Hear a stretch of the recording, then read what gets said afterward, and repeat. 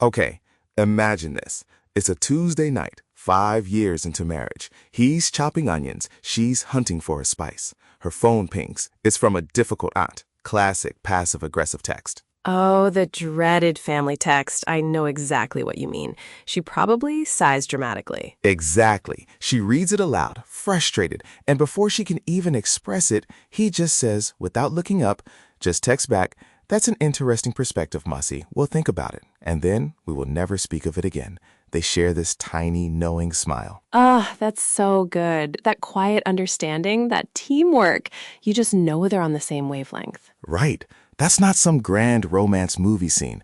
That's the sturdy reality of a well-chosen partnership, built on 1,000 small data points gathered over time.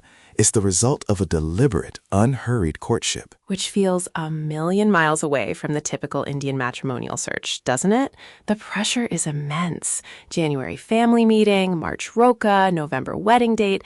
It's a conveyor belt. It is, and stepping off of it feels like rebellion.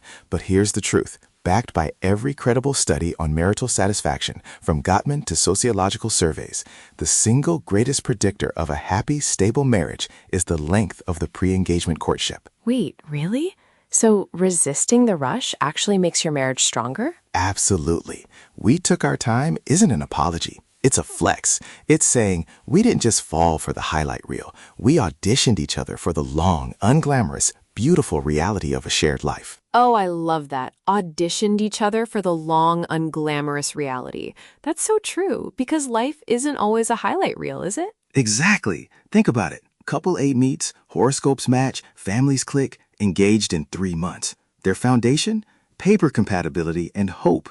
But then there's couple B. Okay, tell me about couple B. I'm intrigued. Couple B also met through a platform. Initial chemistry was good, but they made a pact with their parents. 1 year, a year of intentional discovery. He had a stressful project, she saw his temper fray, and then saw him take responsibility. Yes, and she saw his support when her grandmother fell ill, even when she was exhausted. They took a disastrous rainy trip, but still had fun. So they weren't just two people who liked each other. Right. They were a team that had already logged hours in the field. They knew what they had because they had tested it. Their decision wasn't based on hope. It was based on evidence.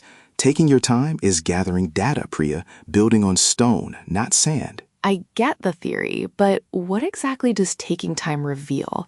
Like, what actually happens in those extra months? Ah, the compounding interest of time. We like to think marriage magically reveals a person, but it just amplifies what's already there. Think of it as seasons of discovery. Months 1 to 3, that's the performance period. Oh, the best behavior phase. Everyone's a curated version of themselves, right? Patient, interesting, accommodating. It's the trailer, not the movie. Precisely. But then month 4, the first real disagreement. The topic doesn't matter. It's how you handle conflict. Do they listen? Do they steamroll? Do you compromise, or does someone win? Oh, that's so true. How you fight is a huge tell. A quick engagement bypasses that entirely, leaving you to face it as a married couple when the stakes are infinitely higher. Exactly. Then month 8, the bad day test. Anyone can be great when things are sunny, but how do they react to your bad day or behave on their own? Is your partner the fixer, the dismisser, or the supporter? The supporter is the gold standard for sure. Validating your feelings without trying to solve everything. That's emotional intelligence right there. Fast forward to month 12, the family system unveiled. You're past the formal dinner. You see the family in its natural habitat, Diwali, a crisis, whatever. How does your partner speak to their mother versus you? Do they stand up for you? Oh, the unwritten rules of the family. You get a preview of your future, especially if it's a joint family situation. This is huge. And finally, month 15 plus, the transition to durable love. The infatuation fades, the butterflies settle. What's left? A deep friendship, shared humor, profound respect? You're not choosing a feeling anymore. You're choosing the person. That's when you know if it's durable, if it's built on that bedrock.